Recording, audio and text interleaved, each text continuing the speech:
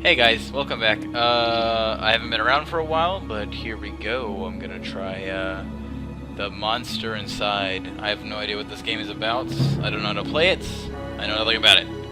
My wife just said it was a good game, or it looked like a good game. So, here we go.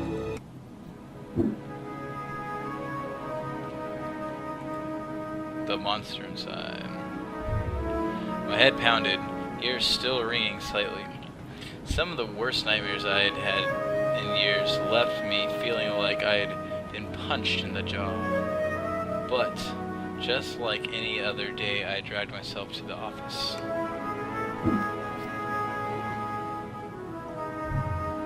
There was another notice on the door from the mayor, Valenti's office. Permits out of date. They didn't like me much, and were trying to drown me in paperwork.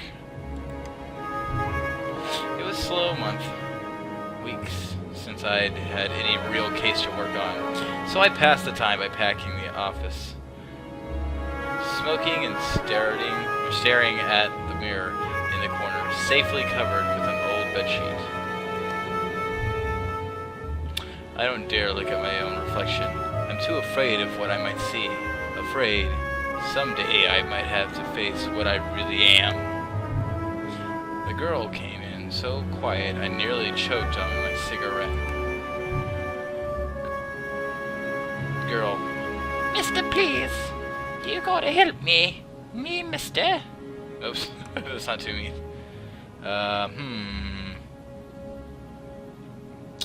Yo, dog, you scared me. Ever heard of knocking first? I'm sorry. I didn't mean to intrude. It's alright, sit down and tell me your tale.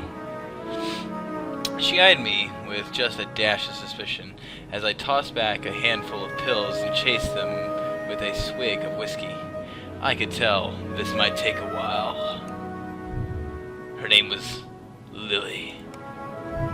She told me she was his mistress, the man all over the newspapers, the infamous banker, Mr. Reginald Farnsworth.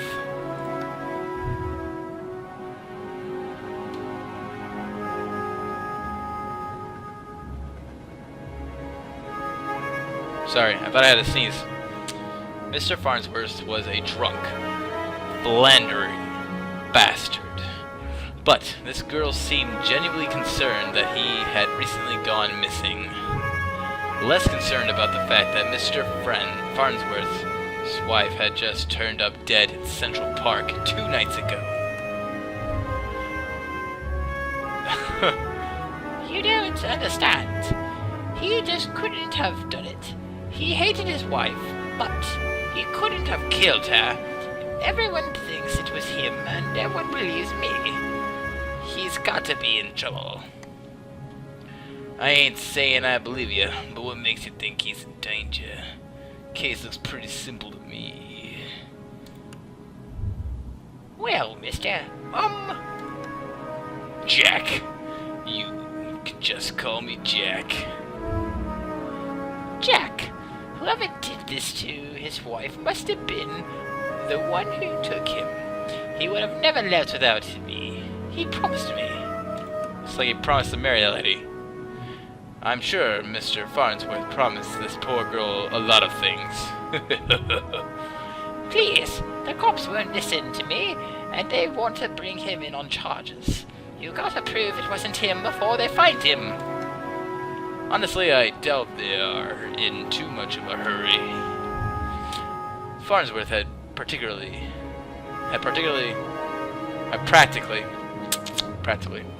the entire police force in his deep pockets. Probably why they hadn't found much yet. If they found him and brought him in, it would be due to public pressure. Sometimes a mob with pitchforks is more dangerous than one man with money.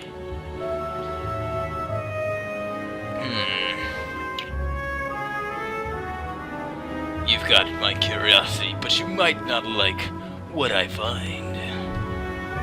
Oh, thank you, mister. Jack, thank you. But please, be careful. I don't think this was just any murderer or kidnapper. I think it was a beast. Beast. A word that struck me funny. Like when you jar your own elbow on a hard corner. Not a word many use these days except in husband whispers and bedtime stories to children. Oh, they were real enough, alright. They just got better at hiding, controlling their unseemly urges. But I hadn't seen any monsters in nearly 15 years, back when I was still a cop myself. Well, definitely an interesting story, or theory. I can help you. We'll get to the bottom, so don't you worry.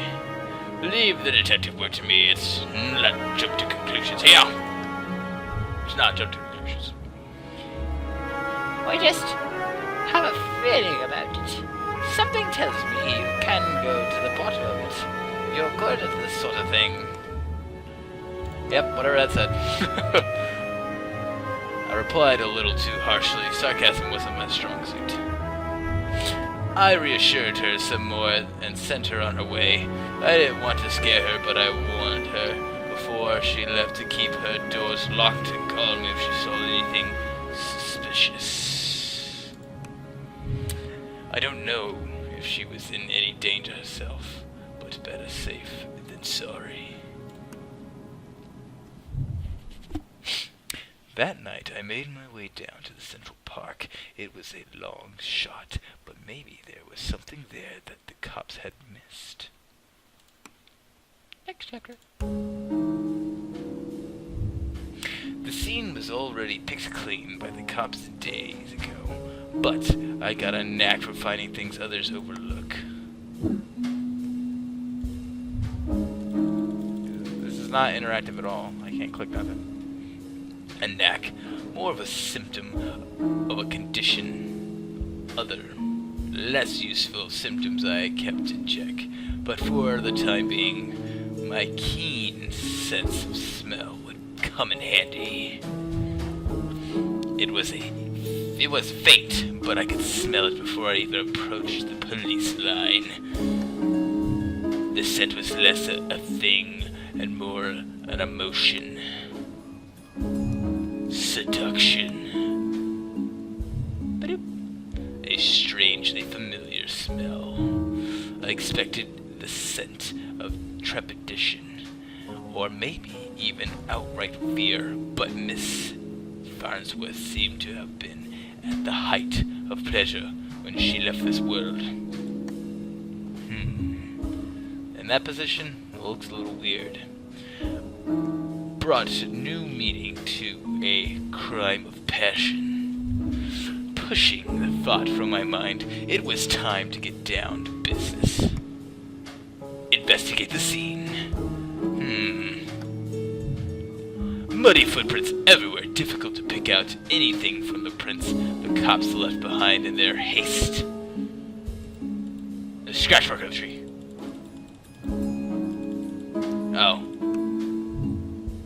But the cops don't wear $2,000 pairs of carquinos. It looked like Farnsworth was there that night and walked away on his own 2 feet. Investigating. Oh. Yeah, I already did that. I guess that's something to do now. A burn mark on a nearby tree caught my eye.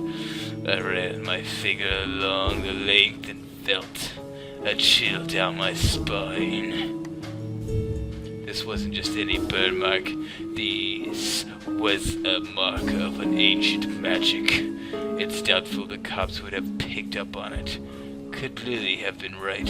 Something unnatural was at play here. But I was no stranger to the strange. After looking around for a while longer, I realized the park had given up all it was hiding from me. So I trudged back to my apartment, and my head hit my pillow like it owed me money. Next chapter. The next morning, I realized from another bout of ghoulish nightmares, but... Is that really right? The next morning, I was reeling from another bout of ghoulish nightmares, but I tried to hide my discomfort when I saw Lily was already sitting outside my office. Go away! Go away! She waited wordlessly as I unlocked the door and ripped down another notice from the mayor's office. I mentioned for her to step inside. Seemingly afraid of what I might say, she finally worked up the courage to ask. So, what did you find?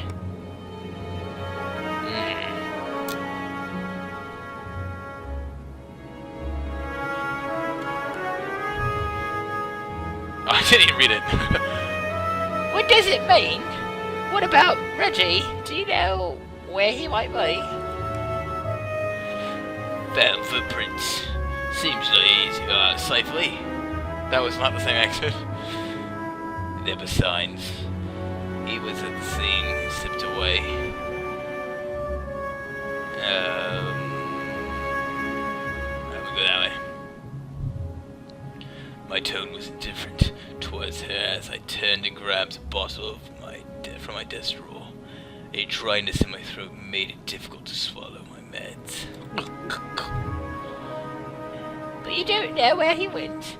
Do you think the news this morning is related? What news this morning? Or, what news is that? I should read. Haven't you heard? Nope. Rough night followed by a rough morning.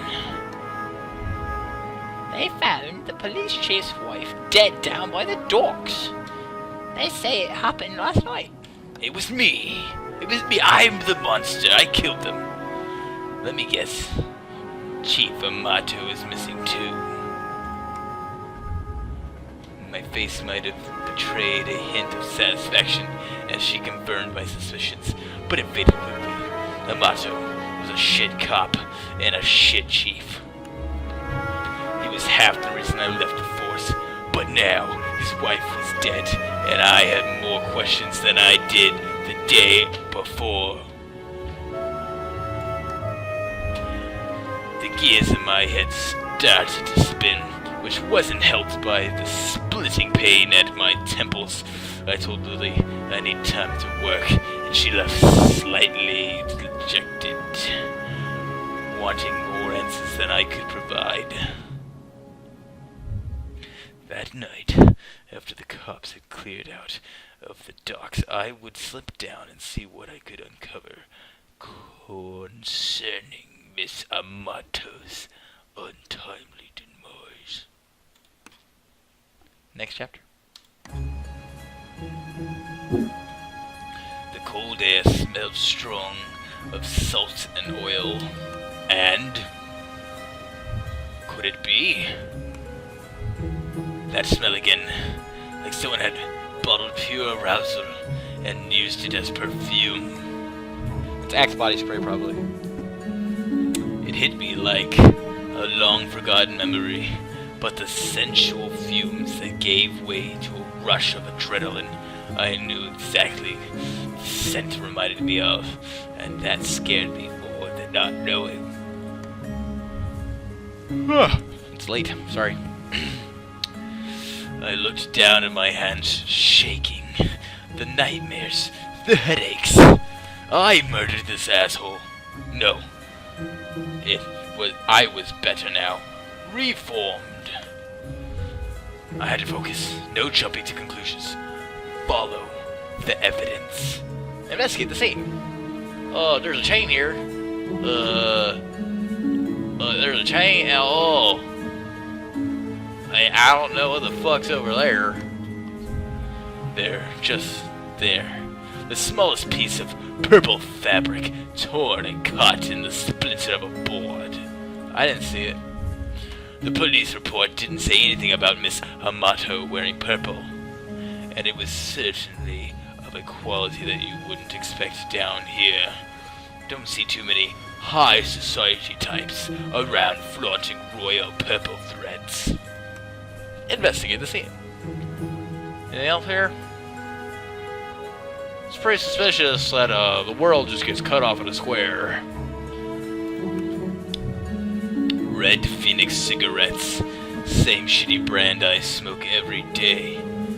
Everyone's got their vice. I pulled out my own pack of reds and lit up. I could already feel another headache coming on, but looking out over the ways seemed to help me forget. The cold helped me push down the uncomfortable thoughts that had been bubbling to the top of my brain. Next chapter. I honestly don't remember the walk back to the office. Apparently, I spent the night in my easy chair. The air from the docks lingered on my clothes.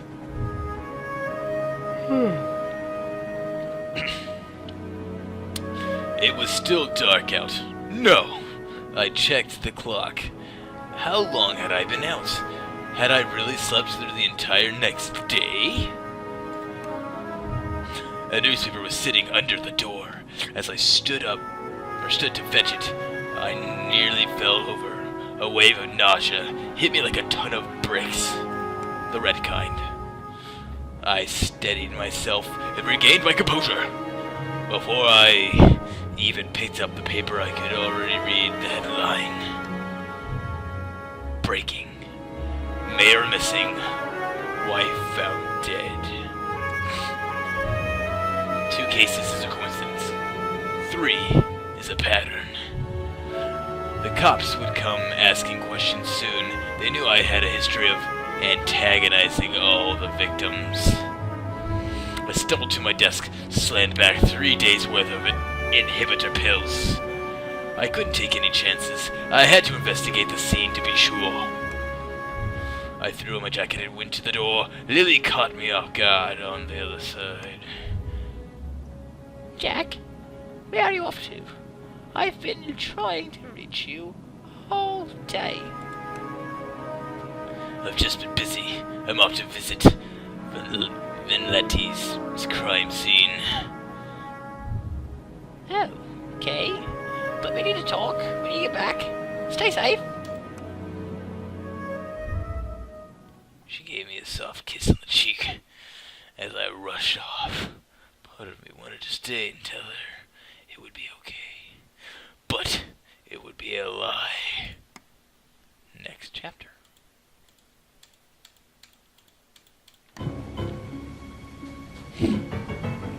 The alley was located just behind the high-rise apartments where Mayor Vanetti, I don't know why I keep saying Valenti, there's no L, Vanetti and his wife lived. I could tell the police, spooked now. The crime scene was even sloppier than the last. I could see they hadn't even bothered to submit the trash into evidence. Investigate the scene. Ah, yes, the car door. Yes, car door first. Vanetti's car. He's still alive. Why wouldn't he have taken? If he's still alive, why wouldn't he have left in his car? I'm not a good author. It didn't make any sense. I honestly wasn't too motivated to find him, but the stakes were too high, and my bet was edging towards the unthinkable. Investigate the scene. Why wouldn't they at least look through the dumpster? It seemed untouched. No one wants to do the dirty work. But I know how to find the good stuff. It really doesn't take long if you know what you're looking for. Lightweight bags usually mean someone was dumping documents. If you were lucky, they didn't bother to shred them. Jackpot. Shell companies, shady stock trades, bribes. I knew Mayor Vanetti was crooked, but this was unbelievable. And there were more letters between Mayor Vanetti and Chief Amato talking about me. Oh, they were trying to get me shut down. They didn't like me snooping around crime scenes all the time. Well, they weren't here to stop me snooping around this one. As I searched around for anything that might assure my fears, I caught the scent again. It overwhelms my other senses with unadulterating pleasure. It was intoxicating.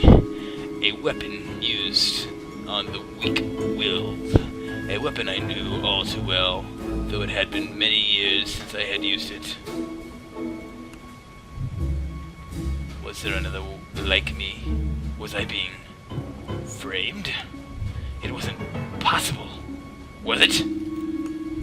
I was taking my inhibitors. I was reformed. But the nightmares, the headaches, the memory lapses. I couldn't even trust myself. I started walking back toward the alley when something shiny caught my eye. A watch. Not just any watch, though. My watch. How long had my wrist been bare? Surely I just dropped it when I first came down the alley. I checked the time just before I left the office, hadn't I? Or had I used the wall clock? I couldn't be sure. I couldn't be sure of anything. So I ran. Next chapter. I don't know why I ran back to the office. The cops would probably show up any minute and knock the door down and cart me away. They could put it together before long. Maybe it would be best for everyone if I simply faced my own reflection. But Lily was still there waiting for me. Jack, what's wrong? You look like you've seen a ghost. My own ghost. Come back to haunt me from the past. You're not making any sense, Jack. Come, sit down. I'm gonna murder you. I'm gonna murder you. You don't understand. You're not safe around me. I took one good last look at her as I prepared to shove her out the door. I noticed she was wearing the same thing I had when she first came in my office 3 days ago. A beautiful purple dress. Odd that I hadn't really noticed before, but it had made her seem out of place, out of time. And it was frayed around the edges, torn in places. My chair caught my fall as my knees failed me. It was you. You are the monster. Succubus. Hey, Jack. We are one and the same. You and I, we are both monsters, and I'm simply more honest with myself. There's no such thing as reformation. Reformation? Those pills you would take only make you dull. Beasts like us should never suppress our true natures. As you have incubus. Those men were probably dead too. I figured she probably took them to her lair and harvested their seed. So you've done all this just to wake me up? Wake me up! Wake me up inside! You can say that, though it seemed enough just to have you doubt yourself. You believed you were still capable of such horrors, which means deep down you probably are. You can't accept it now. Now I need you to complete the deed. You took my watch, messed with my head. No, don't act like you. I didn't do you a favor. Those men hated you and wanted you gone. Now, they're gone. I mustered this. Oh, wrong person. I mustered the strength to stand again, moving casually to the window by the corner. She was right about one thing. I was dull, weak, compared to her.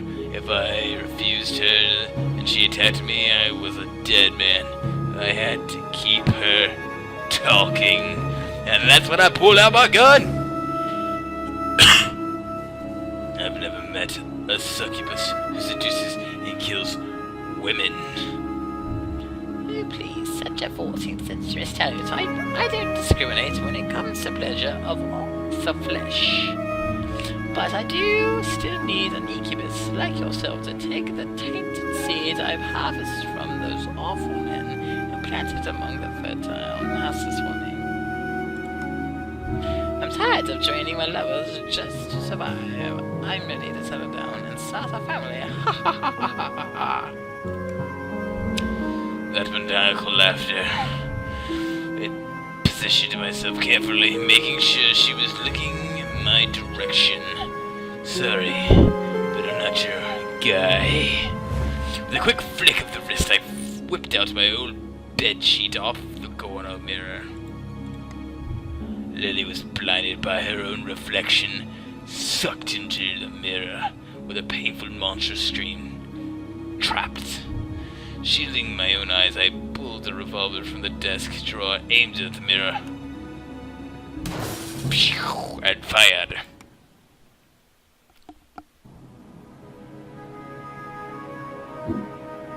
Hey, and now it's over. And that's how I killed the succubus.